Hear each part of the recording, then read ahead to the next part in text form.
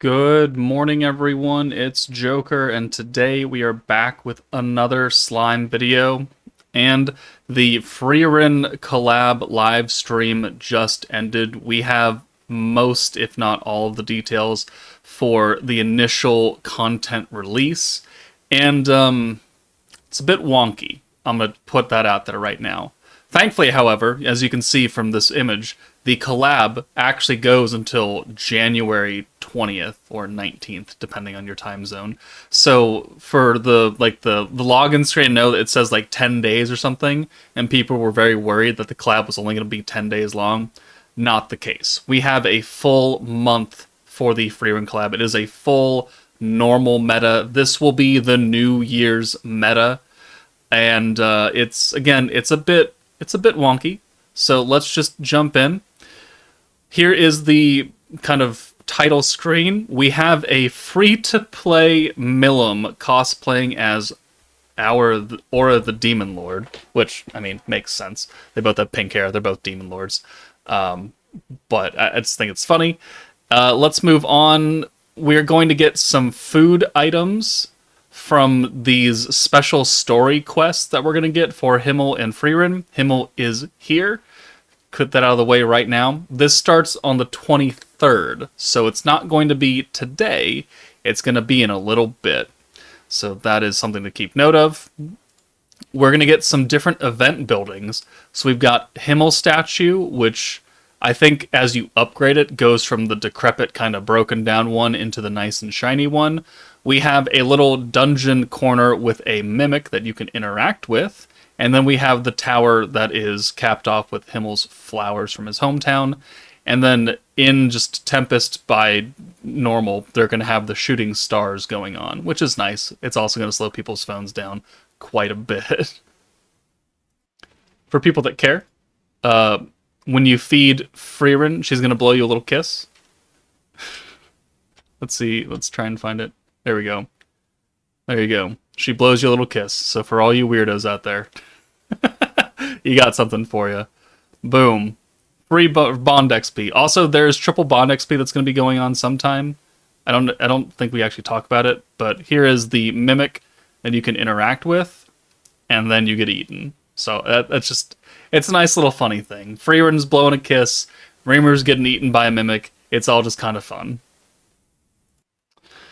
There is the VAs, Rimuru and Raphael's VAs, did a little mini game, and they did pick out a Selector EX ticket that will be distributed on New Year's Day, or maybe the 31st, depending on the time zone.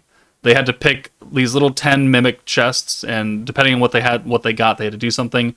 The first one they picked is the EX Selector ticket, so come next year, January 1st, we will be able to pick from a certain list of characters with an EX Selector ticket, so that's just a free EX character right there, so that's very, very good. And that's about it. Except the devil is coming back. We are getting the Invite a Friend campaign. When this loads, there we go. The Invite a Friend campaign is coming back. It is starting with the collab, so that'll be active later tonight. Hooray. Now, let's move on to the actual units themselves. We have the English translations from the dev diary, so we're going to read those off because they're English. But Frieren is the DPS character. If we check from the JP stream, where it tells us a lot more, she is light. She's on Adventurer, so Adventurer is the focus, which doesn't have a leader except Konosuba Rimuru. So it's two collabs that we got Adventurer metas. Also on Fount of Wisdom and Wielder of Magic. So keep that in mind. Her ult is an AoE magic attack, 375%, and she is a damage ult. She's not a weakness strike kind of support ult. She is the nuking character. Her first skill, you must use it, and then 3 turns later, also doesn't show the cost of these skills. It's 50 points, and you use it on like turn 5 or something. And then after 3 turns pass, you get 100% attack, and you lower the enemy's attribute resistance by 80%. So it has to go 3 turns before that. So it's like kind of a countdown mechanic. So turn 5, and then turn 6, and then turn 7, and then on turn 8, I believe is when it's going to count, that you're going to get 100% attack, 80% element down. You can only use it once, so you have to be very strategic, and when you use it, like, when do you want these stats coming in? Take your pick. Her second skill, which is 90 points, it is guaranteed synergy rate for everyone, including the backline, and then 120% ult damage. So they kind of took Divine General Diablo and Blanc and kind of put them together. So guaranteed synergy, ult damage. What Diablo did synergy and synergy power, Blanc just did straight up ult damage. You get them both together.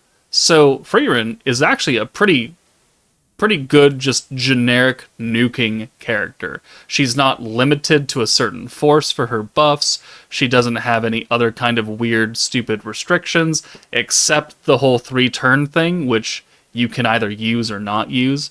And you don't have to wait 8 turns to do it. This is a stacking team. We'll talk about that in a minute.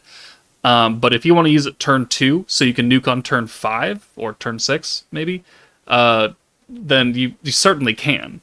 Like, you're not restricted from doing it. It's just after 3 turns pass. So she is going to be very generic. Her being light also means she's at least type neutral against everything and type advantage against dark. And she's got fairly powerful buffs. So I think she's a very good DPS character. Moving on to Protector Himmel. Himmel is the protector of this meta, which is actually kind of surprising. I didn't expect it to just straight up be Himmel. I thought it would be Rimuru cosplaying as Himmel. Rimuru does make an appearance, though, so again, we'll get to that. But Himmel increases all attribute attack until the end of battle by 20%. So Overlord Rimuru, his stacking percentage was element attack 10%. So Himmel's doing double that amount, including the rear guard. So everybody gets a stack, as the stacking characters have done so far. Changes any 3 non-orange orb into oranges. So this is our first true stacking orange meta, which is a bit interesting, a bit wonky. The example beatdown battle they gave did not look very fun, unfortunately, but we'll have to see what the rest of the team holds. So he changes 3 non-oranges into oranges, besides rainbows and alts. But he does it for 3 turns. So you activate him, and for 3 turns, he's going to convert 3 incoming orbs to orange, guaranteed. And also, when you actually use Himmel, you will convert 3 oranges. So, technically, if you're doing it right, you could get just 6 oranges in a turn, just from him. Either him doing it passively, and then you activating his skill again. Which is going to be kind of difficult, because you don't cycle oranges very well, unfortunately. Wielder of Magic Shinsha might actually be a pretty good character for this, because she's got the protection gauge on oranges. So he's got a lot of orb converting going on, both passively and actively, but it is orange orbs. And then finally, increases orange skill points by 500%, just straight up. So normal traditional blue stacking teams, they do like 100, 200, 300, 400, 500% skill point gain. Himmel just straight up gives you 500% skill points on oranges. No stacking required for that. So you're going to be capped out most of the time by sending a lot of orange orbs. But you're also going to have a lot of alts for those orbs, because oranges give you a lot of ult gauge. So that's going to be the weird kind of wonky thing you got to play around. His actual Divine Protection increases damage done by Adventurer characters to Dark by 120. That's him being maxed out 120 full ability boards. Magic characters get attack and defense 25%. And then he raises your skill cap by 50, just like every other stacking protector. Stacking orange. Very, very interesting. We've never had an orange stacking meta that was like actual meta. Like the closest thing we had was the OG Orc protector. and I don't really count him because he wasn't actually part of a true meta. So this will be a bit interesting. But then moving on to free-to-play Stark, who, hilariously enough, they're pushing the agenda, is Earth. He's Earth. He uses an axe, which means he's probably going to use a hammer, which means that the meme will continue to where we just don't get an Earth Spear user, but that's besides the point. His first skill, 40 SP, applies Rousing Spirit to himself, which gives him both Taunt and Grit for 1 turn. So that means that he will taunt all characters, so any normal orbs or any single target ults will go to him. He also can't die. Like, literally just cannot die. He'll go down to 1 HP, but he can't die. And then on top of that, every time you use it, he lowers synergy resistance by 20%. And you can use this skill 3 times, which means there are 3 turns where Stark is going to be invincible, and you will put a total of 60% synergy resistance down on the enemies if you use all 3 of these skills. Or if you use the skill 3 times in a row. His second skill, which is 25 points, 25 points, changes 2 light alts into oranges for 1 turn, and then a 20% gauge increase for oranges. Specifically light alts, though. Stark is not light. Frieren is light. That's cool. So again, we're continuing with the whole element only alt swap. Not a fan of that, but that's what they're going with, so we just gotta kind of deal with it. His skills are a bit interesting. Like this, I think we're gonna need synergy resistance down. Rousing Spirit, if the beatdown battle does a fuck ton of damage to you, I assume that we're gonna want to be able to taunt that and not die. He has a single target earth magic attack. He is magic for some reason, so that's how they decide to get around the fact that he is a axe wielder, is they're like, fuck it, he's magic. So, I mean, does it really make a difference? Not really. But he is a magic unit. And then we finally have the free-to-play Protector Milim, who's cosplaying as Aura. She gives a 30% all-element buff for 1 turn. She raises your skill cap, and she gives Orange's extra skill point gain by 30% up to 300. So, free-to-play stacking Orange Protector will probably be useful outside of this meta because we only have this team to stack Orange. But we'll have to see how good she is in practice because oranges are just not great.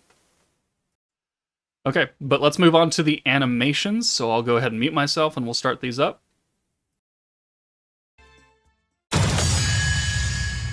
一番すごい技頼んだぞ。じゃあ気をつけてね。今だ、フリーレン。ゾルトラーク。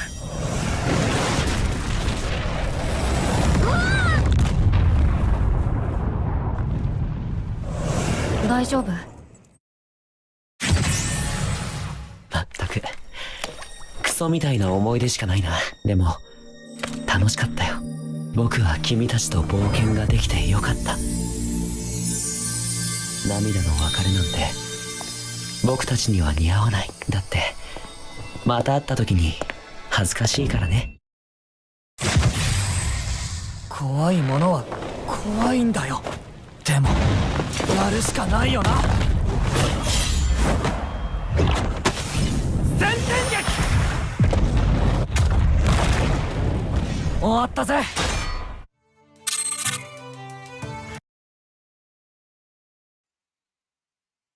All right. So the animations, I think they look pretty good. The Himmel is very calm and relaxing. He's walking away with the shooting stars in the background. I told you that Rimuru does make an appearance in the ult.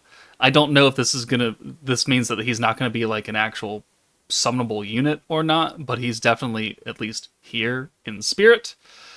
In the Frieren ult, and then Stark does his lightning strike, and he looks pretty good for a free-to-play character. At least his animations do. So overall, fairly happy with the quality of animations.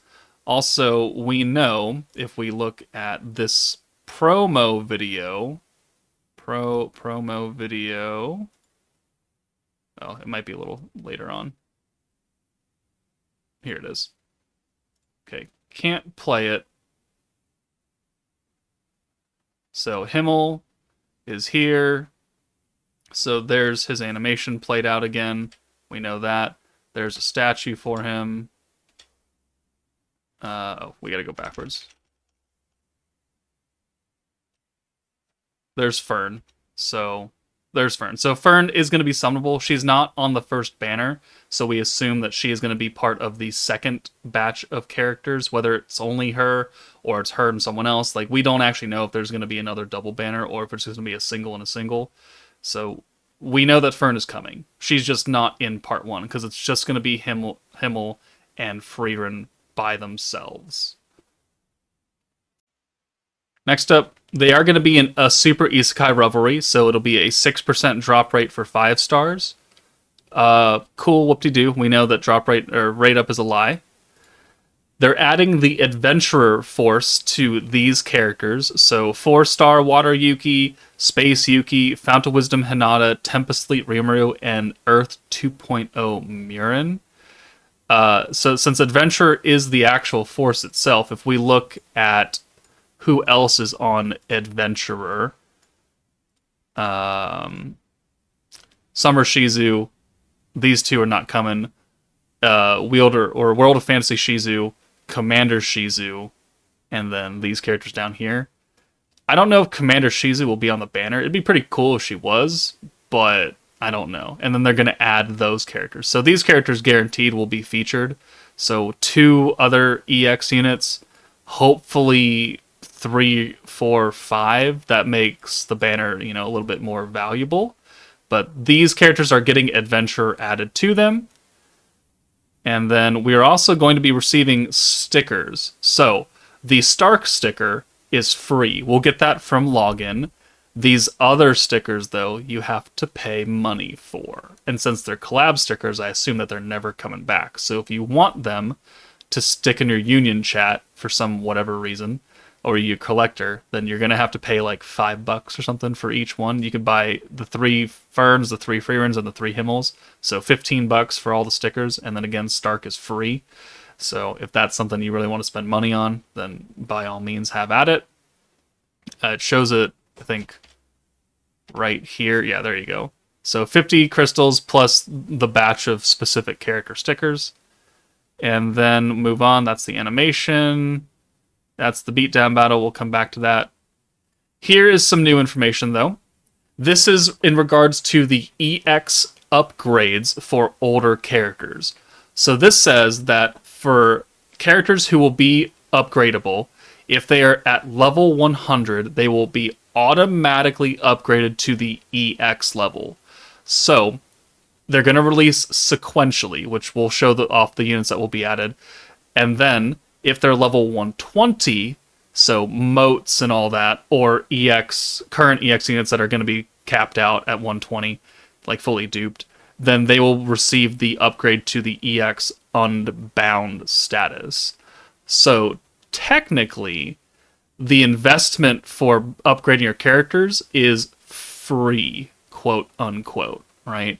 You do need to have them at level 100. They do need to be duped out. In either way, either the EX characters need to be 120 or the old characters need to be level 100. But otherwise, you don't need to do any other upgrade materials. You don't need to farm some new currency to awaken them to EX level. It's just they get upgraded. So it's not live in game yet. We'll have to see how that actually works out and how that looks. But for the moment, they just need to be duped, which is a good and a bad thing at the same time. Obviously, if you don't have dupes of these characters, then they're not going to be awakened. So, but all these 5-star characters, like, they're super old. I don't know how much impact it's really going to have.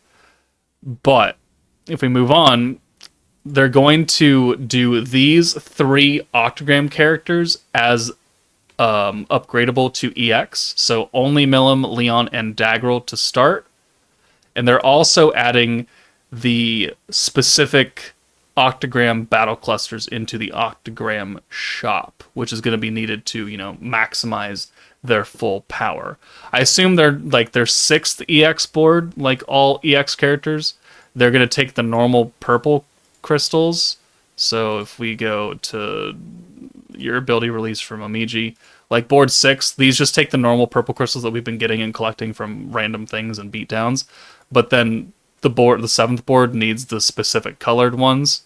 Yeah, I think it's gonna, for the Octagram units, it's gonna be these purple and then these new Octagram purple, because you can see the little Octagram emblem inside of it, instead of these yellow ones, or the Protector needs the blue colored ones.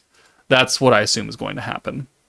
So this is why they've been giving away so many Octagram emblems for a while now. Thank God I didn't use any of them.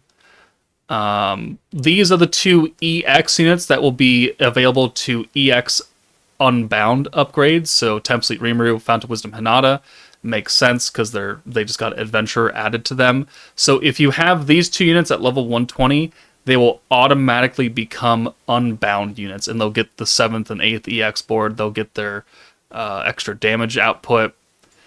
And then these characters will also be able to EX upgrade on the 27th.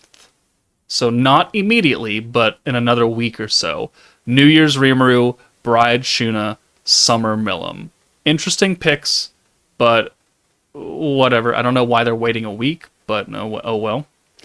And then here are the characters who will be able to upgrade to EX to begin with. Space Yuki, Fire Shizu, Earth 2.0 Mirin. So if you have these characters at level 100, like I do for most of them, I think Mirin's 120, but let's go find Space Yuki all the way down here. So Space Yuki is level 100. So when this update releases, he will be upgraded to EX. And then if I wanted to give him some motes and some shards, and he goes to 120, he could become an EX Unbound unit. So that's how that's going to work. I'll make a whole separate video on it just to talk about it, but otherwise that's how it's going to be. This is talking about how they're going to get the EX boards and 6th and 7th, blah, blah, blah. Here is Super Evolution for Octagram gear. Don't buy Octagram gear. Never, ever buy Octagram gear. It's a scam. It's not as good as Valor Cup gear if you want to take them into Valor, and it's better than normal gear, but it's so expensive to make and upgrade that it's just not worth it. So the fact that it's getting it, yeah, cool, whatever. Who gives a fuck? It's not good. Don't ever do this. Don't ever do it. We have a bunch of skill fusions: Yuki, Hinata, Shizu, and then we have Shizu, Mirin.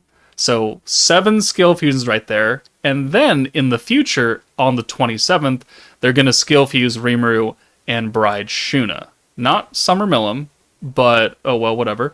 We'll talk about these in their own video later today.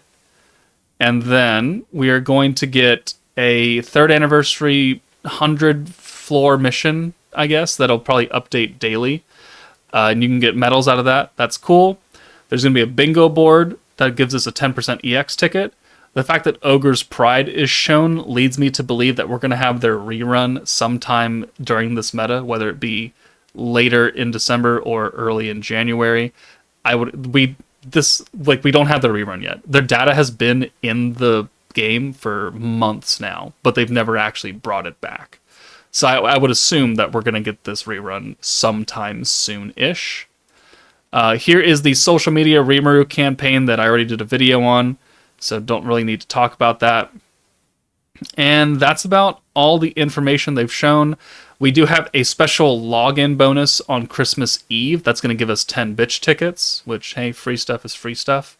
Can't really complain about that. It's better than nothing. But that is it as far as a live stream. They showed off the Jubilee and Valor Cup stuff.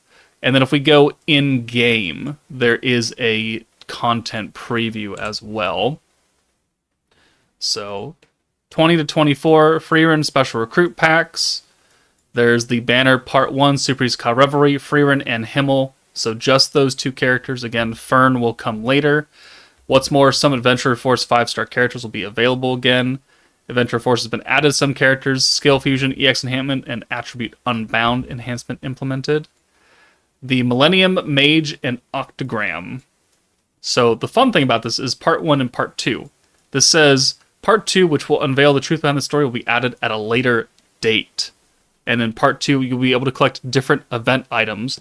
They've done this, I think, 1 or 2 other times where they're going to release like 2 separate story quests that give you 2 different types of currency and 2 different bazaars. I can't remember the last time they did it, but I do know that it's happened before. Someone can correct me on that and tell the chat or comments when exactly that meta came out. But they have done this before where they've split it up. Here are the side stories that are going to come in a couple of days. You get some food items from Frieren and Himmel. We've got the login bonus. Here is the free sticker that I was talking about for Stark. Just him crying, I'm sorry. After day 10, you can get that, so you don't have to spend any money for that ticket or that sticker, and it's pretty fun. I'm kind of grateful they gave that one away for free. The beatdown battle for Stark. Okay, cool. We've got the character intro quest, which only gives crystals. So new quests added alongside the debut of each new character. So Fern will get one, and whatever other character we're going to get will get one as well. We've got the 100 quests, which you can attempt up to 2 times a day. You can get anniversary medals and enhancement materials. Cool. Also, daily missions will be added. Bingo Part 2, again, Ogre's Pride, probably coming in sometime soon. Up to 5, 10% 3rd anniversary showcase 5-star guarantee recruit ticket times 7. Oh. See, that wasn't in the live stream. You can get 7 of these. Well, hopefully you pull something. Predation quest for defense skills is coming tonight. Okay, sure. Why not? Here's the login bonus for Christmas Eve. Octagram magic clusters. Yep. Super Revolution. Union bingos starting tonight as well. And that is it. So overall, Frieren Collab stacking orange. I mean, I didn't show the gameplay of it, but I guess we can check it out right here. Where is it? Gotta find it. Okay, so here's the beatdown battle. They're using Himmel's skill, and we can see that once his cutscene is over, once he walks away into the blinding light, there's the element buff, and then these orbs, 3 of them converted to oranges. Okay, so every time you use Himmel, you will convert 3 orange orbs. But once this turn is over and turn 3 hits, whatever orbs come in, 3 of them will also change to orange. So we have no oranges here, but then because of Himmel's passive ability, he's going to change 3 of them. So right here, and alright, unbound stats for Shizu. Boom, 3 oranges. So that's how they're getting around oranges not cycling very well, is that we're always going to have someone who can convert, or we're always going to have some way to convert at least 3 of them a turn. And because we're running orange orbs, we're going to have a lot of alts taking up the extra space. So most of the time 3 is the only thing you're ever going to need until you start swapping characters out. As far as alt swapping units is concerned, the fact that you're changing 3 orbs, it doesn't affect alts as they are. So like if you bring light Blanc and convert the alts to blue, they're not going to get changed by Himmel passively, but they will get changed actively if you use Himmel in that turn. So it's going to be a bit wonky to play around because you're going to have so many alts. And once we get the other characters who I assume are going to have weakness strike, so I don't know if that means Fern is going to be just a crappy support alt or not. They don't actually tell us anything about Fern. We're going to have a lot of damage going on. So here's turn 5. We're going to use the Frieren skill now because we have to let it sit for 3 turns, which also means she has to be up front for 3 turns. Because it won't, the countdown won't start if she's in the back. We'll also use Stark's taunt and invincibility mechanic. So there's the taunt and the grit icon applied to him. And then alt swapped away, so now we just have 5 oranges and a Lumi alt. But we're going to get alted here. Yuki and Yom are AoEs, so we can't really taunt against those because they hit everybody regardless. But Gazel is a single target, and so that will be taunted by Stark, and so he'll take that damage, and he just won't die. Just straight up just won't die while that's active. Now, if you forget to activate it and you leave him up front and he's on 1 HP, then yeah, he's going to die. But 2,000 damage, alright, sure. There's a taunt hit, and then Gazel taunted, and then a follow-up, and then Yuki, AoE, can't taunt it. Oh, that's a single target as well. And then single target. Okay, so there we go.